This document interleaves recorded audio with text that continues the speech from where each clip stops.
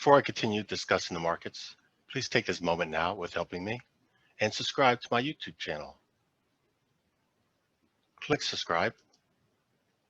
Click this bell. Click all. This helps you receive a notification when I post my next videos. Next, click the thumbs up button every time you watch my videos. Okay, let's continue with the view of the markets.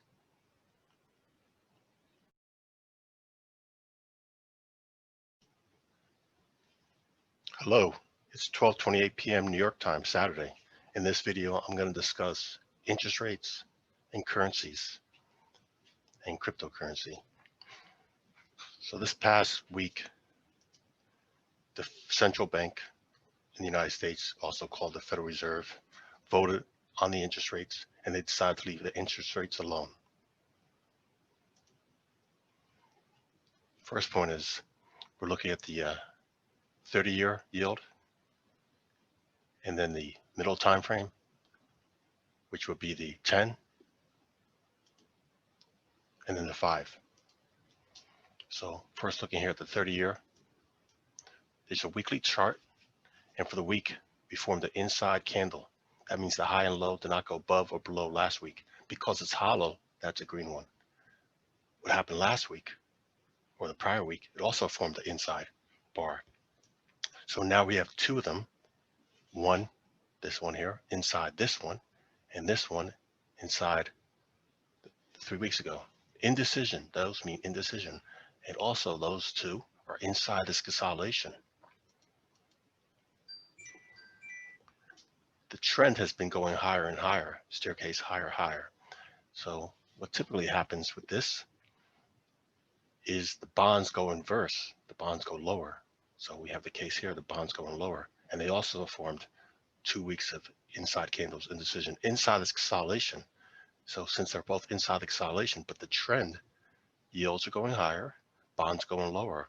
So typically when the yields go higher, that puts pressure on interest rates to go higher. But the Federal Reserve, I just showed you, or the central bank also called, left interest rates alone. So here on the 10-year, look at that. Two inside candles, inside consolidation. Same with the 10-year Treasury, inside bars and inside consolidation. The 5-year, where you see the 5-year has been more of a steeper pullback versus the 5-year note. Has also done the inverse. It's trending. So you have a consolidation in the 30-year bond. You have a consolidation in the 10-year bond. And you have trending in the 5-year Treasury or 5-year note. So there's a disconnect already. The shorter term, the 5-year, is in the trending phase, where the 30 and 10 are in consolidations phases. So again, the Federal Reserve also said going forward, they don't see any reason to raise or lower interest rates. They've mentioned that in their statements. So the next meeting they have early next year, well, they still could change things between then, but that's what their opinion is, that they're going to leave interest rates alone. But the yields are telling us different. They're putting pressure on the yields. And these are trade ideas. When they're inside consolidations, that's where it's good to look for the trend. If you start trending, if you start trading when it's in the trend, you might be near the end of a trend or it might reverse. So there's trade ideas on the 30-year bonds. In this consolidation, you decide, are you biased and think the bearish that's going to continue to go lower? Then maybe this is the entry point somewhere in here to go short and make money as the price declines.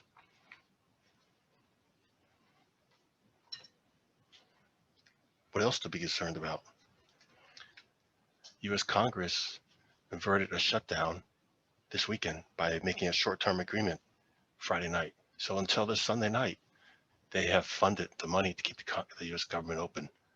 But come Sunday night, Monday morning, they have to make another decision. So again, you have the Congress, both sides, the House and the Senate, and the President have not made a final agreement for the rest of the year for budgeting. So that's putting a lot of pressure. Let's look at currencies. We'll look at the US dollar index and cryptocurrency, the most widely traded one, Bitcoin. So on the left, this is a weekly chart. On the left, we're looking at Bitcoin, and the right, US dollar.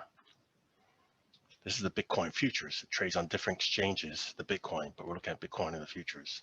So for the week, it closed green, made a new high for the year. Again, this is 1 year in each candle is 1 week, where the US dollar for 1 year closed red for the week, a new low. So point here, if you lower interest rates, that typically makes the US dollar lower, but they left the interest rates alone. So what else drives the US dollar lower?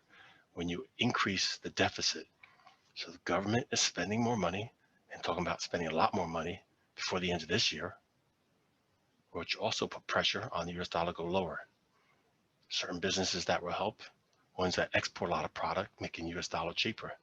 And other ones is certainly going to help hurt. And same with consumer. Lower US dollar typically raises commodity prices. All right, let's go look at the currencies now, broader.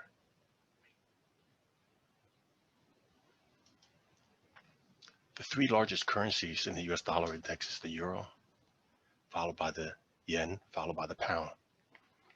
And also, don't forget the end of this month, United Kingdom, EU are supposed to separate, finalize. Still, they're having no permanent decision yet on how to work out a few things. So they're still struggling. United Kingdom, which is the British pound, and the European Union, which is the euro. They still in disagreement over things. But we're looking here at the euro against the US dollar. It made a new high for the year. Yep, closed green for the week and a new high for the year. This is a weekly candle for 1 year. The euro is gaining strength against the US dollar. Same with the yen. The yen closed green, gaining strength against the US dollar. British pound, new high for the year against the US dollar. It's like the British pound. I mean, just like the euro, the British pound made a new high this week against the US dollar, weakening the US dollar and broke out of a consolidation. So this is trending already, and the euro is trending. Same with the yen is trending. Now let's look on the bottom. Again, this grid is 1 year and each candle is 1 week. We'll get the euro yen.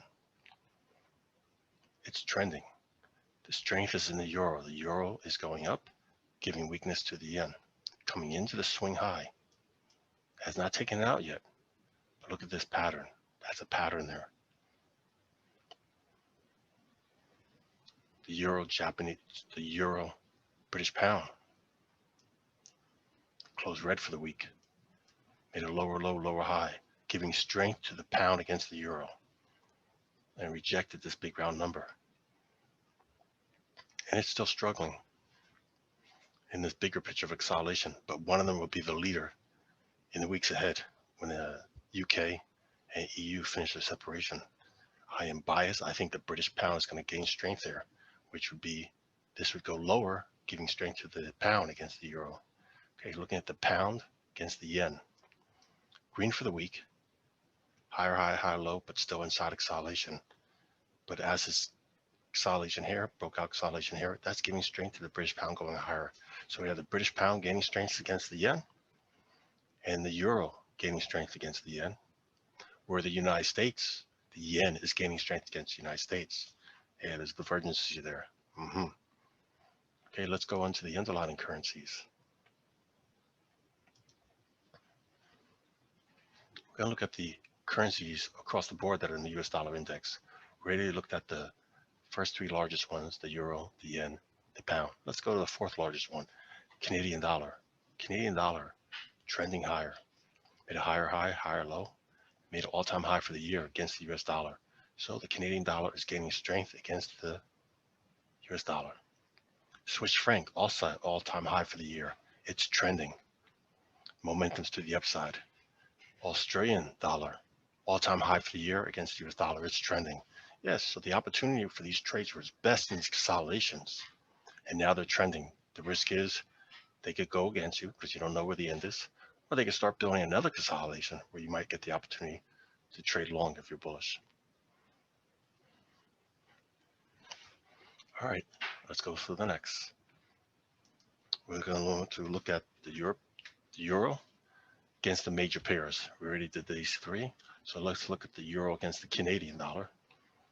And for the week, It's up, giving favor to the euro against the Canadian dollar. A big move up to the upside. Higher high, higher low, giving strength. But in the bigger picture, it's still in consolidation here. First, the all-time high for the year was there, and the all-time low was there. The euro Swiss franc, green for the week, higher high, higher low, giving strength to the euro against the Swiss franc. And look at that, all-time high for the year is there, all-time low is there. So it's still in a lot of chop, this consolidation. Look at the euro Aussie dollar down here. The high was there and the low was there. So since the prices are going lower, that's giving straight to the Australian dollar. Lower low, lower high. That's a winning for the Australian dollar against the euro.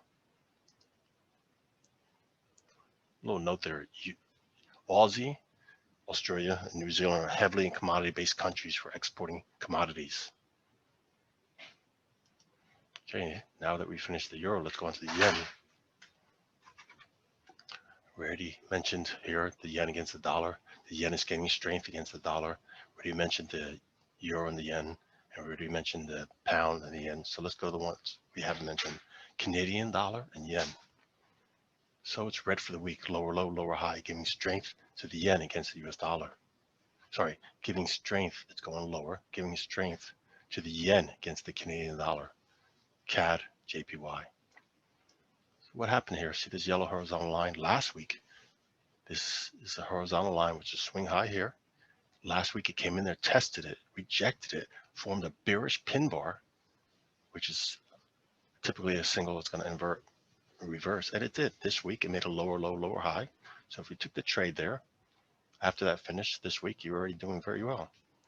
So the trend is reversing, going lower, giving strength to the yen against the Canadian dollar. But the bigger picture is for the year, it's in a consolidation phase here. The high was there, the low was there. Let's look at Swiss franc, Japanese yen. The high for the year was there and the low was there. So it's much closer to the high, giving strength to the Swiss franc against the Japanese yen. Green, red for the week, lower low, lower high.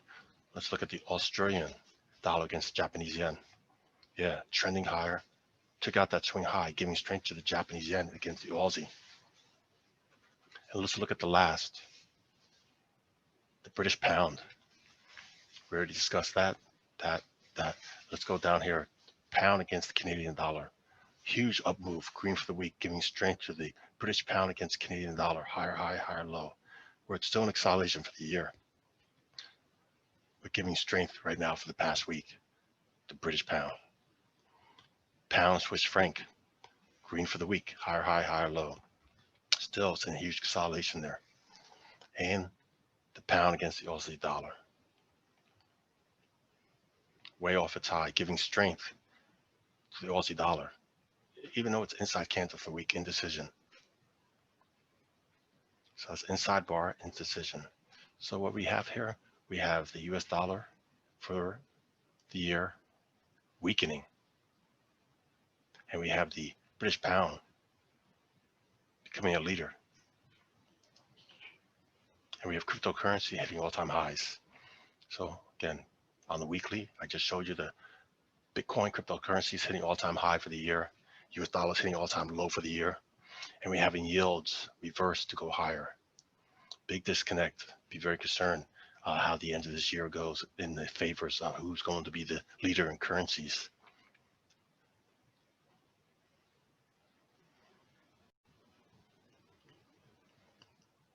If you like this market information I've shared and want to learn more with greater detail, step-by-step training, I have a Patreon page.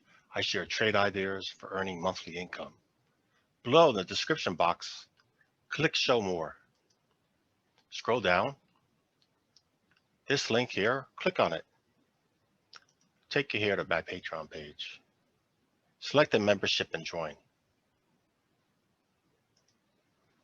Then you have access to unlock my posts.